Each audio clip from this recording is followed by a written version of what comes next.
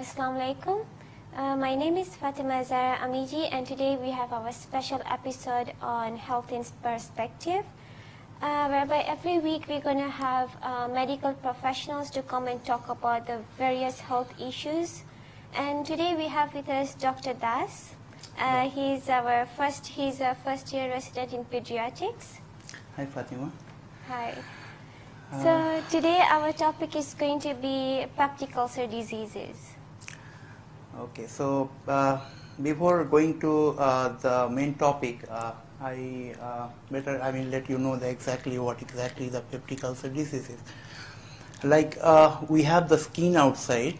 What inside we have is called mucous membrane, and any tear or any breakdown of this mucous membrane inside our stomach or esophagus or duodenum or intestine that cause a ulcer inside, and that clinically start giving you pain, lots of pain, and you can define as peptic ulcer disease. And usually it is two types. One is gastric ulcer and another is duodenal ulcer. If you start from the mouth to the intestine, there will be three parts. First it is a esophagus, then you have the stomach where your food, everything go and get digestion.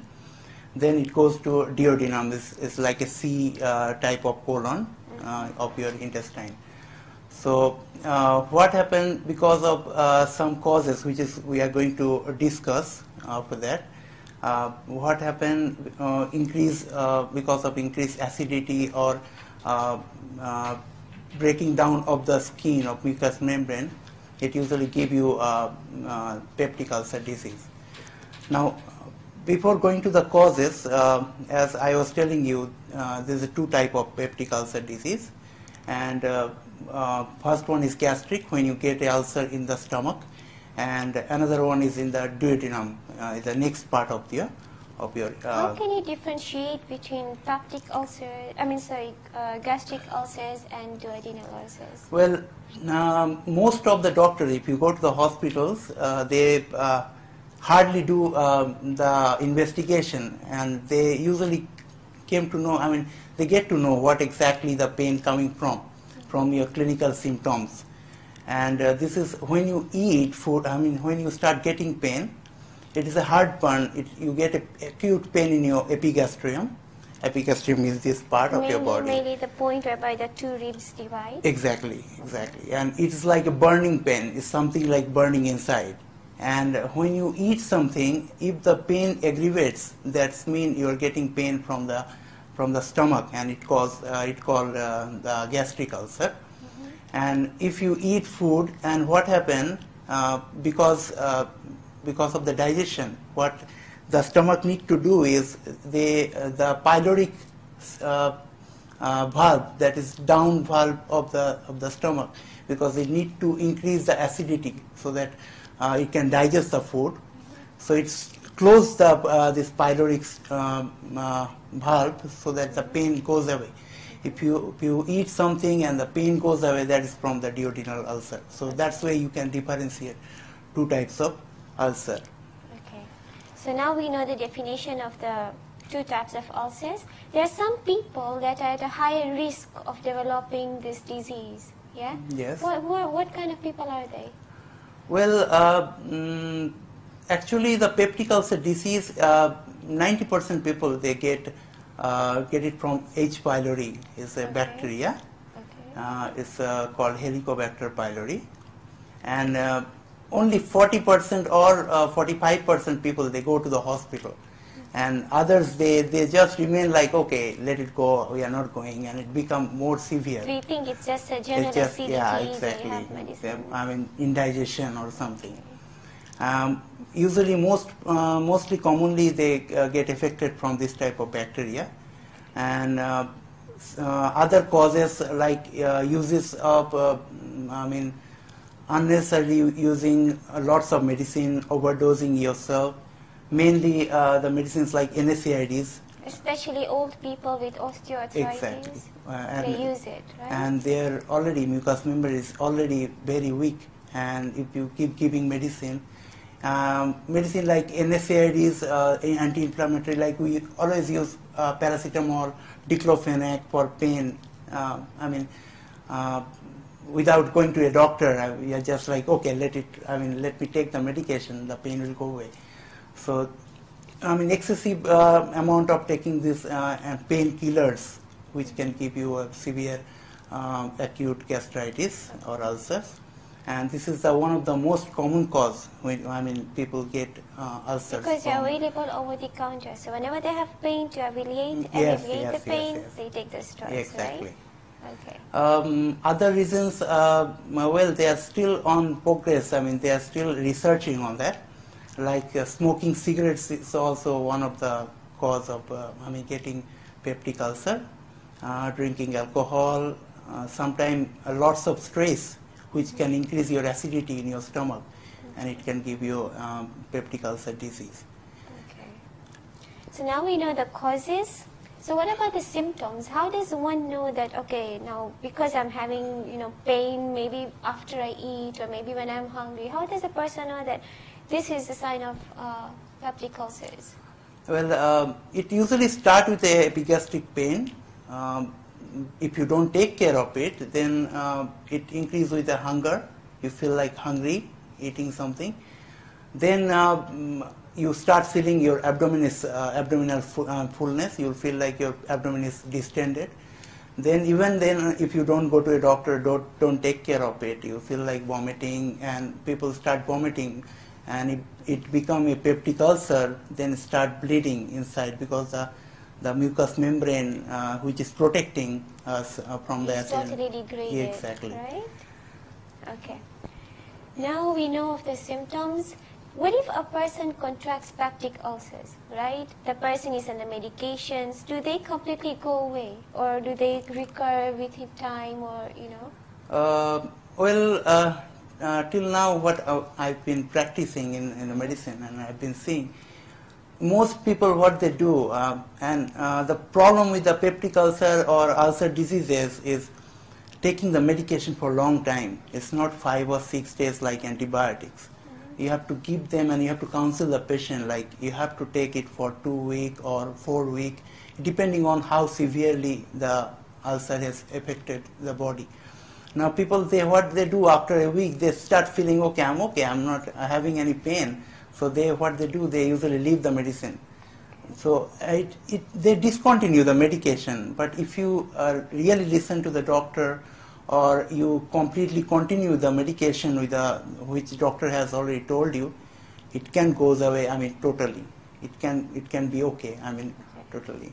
So once you're cured, does it mean that, okay, once it's gone, that means if you start taking those drugs again, are you not at a higher risk of, contracting the disease again? Or is it like when it goes away, you're totally healed? No.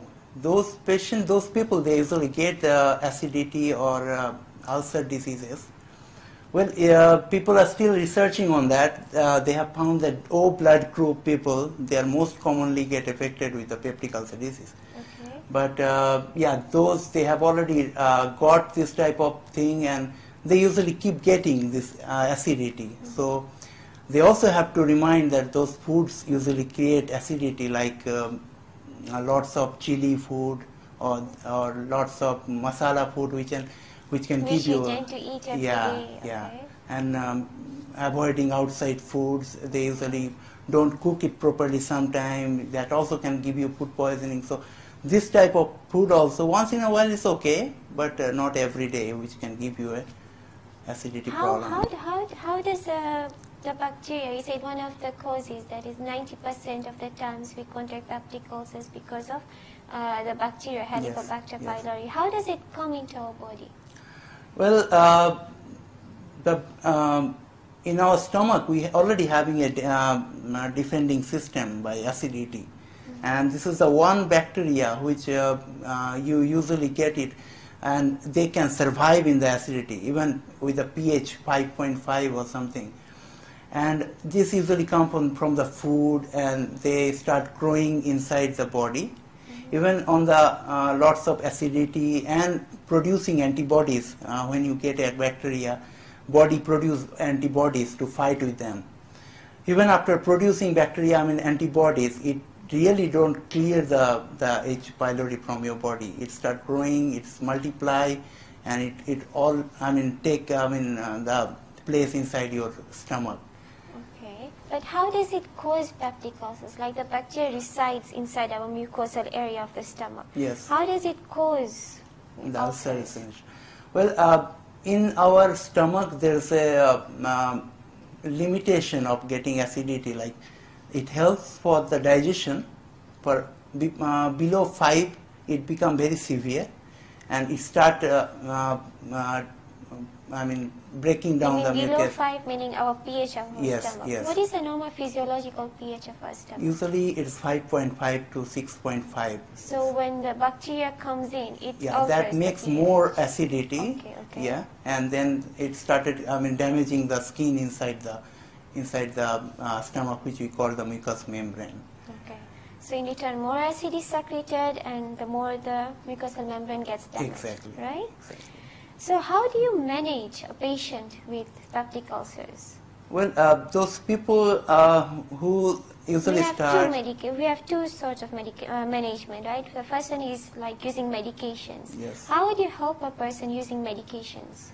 Okay, the people, they usually start getting acidity. Well, they can start not using medication. They can start taking care of the food with the diet, as I told you, those type of food which aggravates. But they should go to the doctor. It's not about just taking care of the food, because as I told you, 90% people, they are affected with H. pylori, so you need to clear that. So there's a combination medicine you have to take. There's 2 type of antibiotic and one H2 agonist or PPI, proton pump inhibitor, this type of medicine combination. You have to take for some time. The doctor will tell you, accordingly, your symptoms and signs. Okay. And that you have to continue for a certain amount of time. Yes.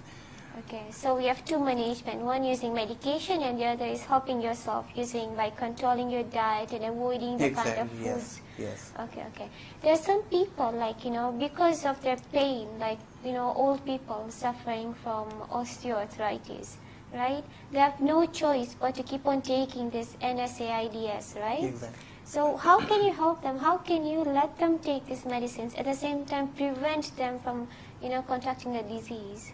Yeah, those people, they are having severe pain, and they have no choice than taking anti-pain, anti-inflammatory like NSAIDs and ibuprofen, this type of medicine. That's why I always tell them, all that patient to go to the doctor so they can guide you properly. Yes, not taking medication just from the counter. When they go to a doctor, they always combine with the antacids with the anti-pain, so they don't damage your stomach or the skin inside. That also give you the anti-pain therapy. So it is a combination medication. Whenever you're taking this medication, you're also taking something to take care of the stomach. Okay.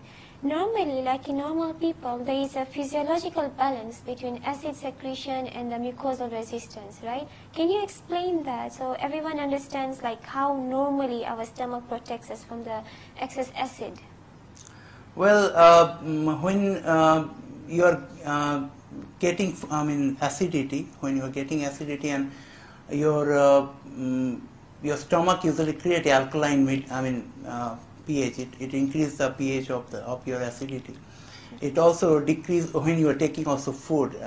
It digests and it increases the alkaline level of your stomach, and that's how it take care of the mucosa inside. Okay. There are certain cases whereby people already have peptic ulcers, right? And they're already on medications, and there are certain times whereby there is an emergency, you see? So when is the emergency condition whereby the person should rush to the hospital? Well, some people, they even after taking medication, or some people, they don't like, okay, we are not going to the hospital. I'm not going, I don't like doctors. Some people are like that. So those people, they start getting it and become severe and more severe. And then it becomes complicated. Yes. So what are the complications of not treating, or maybe avoiding the treatment for peptic ulcers? Anything more than 0.5 centimeter erosion of your mucous membrane, it causes a peptic ulcer. Now, if they don't take care, then it become multiple, and after one, after another, and it started getting bigger and bigger. And if they don't take care of it, then it start bleeding. From the inside? From the inside, yes. And that is not the more dangerous thing is it become perforated, that become a hole. And the inside content of your stomach start going inside your body, where it's not supposed to go, and it started inflaming. That called a peritonitis, is a surgical emergency. That patient has to go to the surgery, in the operation theater to close down. Otherwise, it can be lethal. It can be. Okay. For our viewers, could you explain about peritonitis? Okay, peritonitis is a condition where some body fluid or inflammation of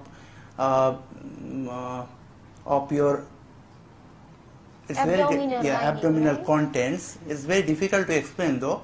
What exactly happened because of there's a formation of hole, the acid or the inside content of the stomach, they start going outside. They leak from your stomach, right? Yeah, and it start going inside, outside. It's not going outside your body, but it's start accumulating outside the stomach. It goes into the whole and there's cavity. No place to to go out. They are just keep accumulating there and start inflame the area, and it can give you the infection later on, and it become inflamed, and it become very severe if it is not taken care. So it can be lethal. It can. Sometimes the patient always tends to vomit blood, or sometimes the patient might see blood in the stool too, right? Yes. That's one of the complications. Yes. Okay. So now we are approaching the end of our show. Doctor, do you have any closing comment? I just wanted to tell my viewers that people, they are already getting this type of pain, what we have just discussed. They should see or go to a doctor as soon as possible before it becomes a severe one. And those type of, as I told you, this type of food and everything they should avoid taking every day. And that's it. I think they should see the doctor as soon as possible and get. So if the symptoms come, they should not avoid it or start taking painkillers. Yes. It might be something worse than what they expect. Okay, sometimes peptic ulcer does not only end there. Sometimes there are further complications like malignancies that occur due to peptic ulcers. Could you please lighten us more about that? Some people, even after treating, they keep coming like, doctor, you have given me this medication and it does not really work for me. And but rarely happen. But those people, they might suffer from malignancy. It's called gastrinoma. How would you define malignancy for our viewers to know? Malignancy means it's a cancer. It's something overgrowth of your tissue. The problem is they start secreting some hormones, some enzyme, or something which start damaging your body. And it can be lethal. It can kill somebody because sometimes it block, or sometimes it also block the neurologically, or the circulation of your blood. It can block because of the growth. Okay. Those people, they keep coming to us like we have been taking this medication. Also, we have tried with intravenous like injections, medications, but still it's not working. So we always send them for the endoscopy. Endoscopy is something they put a camera inside your mouth, and they see exactly directly the location of the ulcer. Yes, they see exactly it's an ulcer or something else. And those people, they don't take care of this peptic ulcer diseases that start changing because of long time chronic changes, and it start becoming a carcinoma. So those people, they are getting long time this type of pain. We usually send them for a gastroscopy, is a putting camera endoscopy, and we find out if there's anything We else. have gastric ulcers and duodenal ulcers. Which ulcers are more at a higher risk to develop into malignancies? Well, there's still there on research on this thing. There's no real differentiation like this ulcer is more common than this one. But it has been seen like gastric ulcers are more than duodenal ulcers. So people, they mostly get affected with the gastric ulcers. How long does it take for a normal ulcer to turn into malignancy, usually? If somebody started going to a doctor, the chances are really become very, very rare to changing. If you treat it early. Exactly. Okay. And if you don't take care, like it's very difficult to tell you the time, exact time, because some people they develop within a month, some people they over a year, sometimes it takes. So this acid or this sometimes this because of infection, they keep going on. What kind of infection? This H. pylori, what I explained recently. So because of the chronic condition, they can change into some other tissue and become malignant. Okay. So how would you manage this patient whose cancer has turned into malignancy? Well, some here I want to mention there's two type of malignancy. Okay. One is malignant tumor and one is benign tumor. Okay. Just for our viewers, they can understand malignant tumor and benign tumor. The differentiation is in benign tumor there's just a growth of tissue. They does not really damage anything, and for malignant they start growing and they start spreading all over your body. It can go to brain, it can go to lung, then it start damaging the brain and the lungs, and the lifespan of the people it come down, like somebody by 50, by 60 they die because of malignancy. So anyway, I was talking about this malignancy. Malignancy, if it is benign, there's no need to do anything. If it is blocking or... so benign is not dangerous because it's just a growth, it stays there. Exactly. But malignant is very dangerous because it spreads to other organs. Yes, okay? yes. Well, for the benign, if it is blocking some area, of course there's a need of treating the patient with the medicine. And if it is blocking the way where the food is coming out from or the neurologically, there's a need of surgery. They just open up and they remove that part, and they give you anti-cancer therapy for some time just to take care and just to it won't spread. Don't spread to any control other. The spread of the malignancy, Yes. right? And for the malignant, which I told you that gets sprayed, there's something called some medication available. There's a chemotherapy you have to take. That as soon as it diagnosed, they should start going to the clinic and they start taking the medication. That does not cure the cancer, of course, but that at least increase the lifespan. Like if somebody usually die 55 years after chemotherapy, they can at least live for 5 or 6 years more. So the main thing first is treating your peptic ulcers, Exactly. right? So if you want to treat yourself, before that you have to do some tests, Yes. like to check if you have ulcers or not. How would any person go and check for ulcers? There's some test which available in the lab. There's something called urease test or urea test. Okay, and This what is that? That when you have already H. pylori in your body, there's some laboratory test, is a chemical test the doctor usually write for you, and you just go with the blood test. It's just a blood test. It's a normal, maybe it just occupies a couple of minutes, Yes, right? yes, it's just a couple of minutes. And there's also a antigen test nowadays available. It's The called, rapid test. Yes, rapid test for H. pylori. You just do it and they can find out. And sometimes they come negative, and we, according to the symptom and sign, we do the endoscopy, the putting camera inside and see exactly if there is anything else. So yes, so endoscopy is before we used to use the barium meal, like something like a You color. swallow it, yeah, right? you swallow it, and they take a X-ray and see if there is any problem in your stomach.